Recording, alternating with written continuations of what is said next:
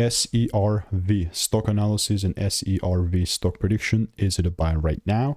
Watch this 1 minute video till the end to find out. SERV Robotics sitting at 10.06, like 2.12% off for the day. So where the heck are we heading next? So I want to be perfectly honest with you here. This is how my chart looks like.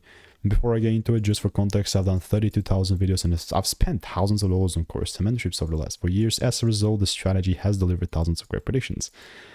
And I have documented it all. You know, everything has been documented on my YouTube channel. Now we have these highs.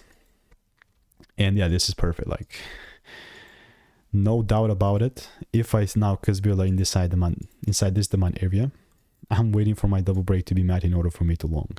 Guess what? If the rules are met, I'm chilling. But if they're not met, it's not like I will force anything, you know. So this is exactly here how I will still keep an eye on SERV. So I'll definitely keep you updated.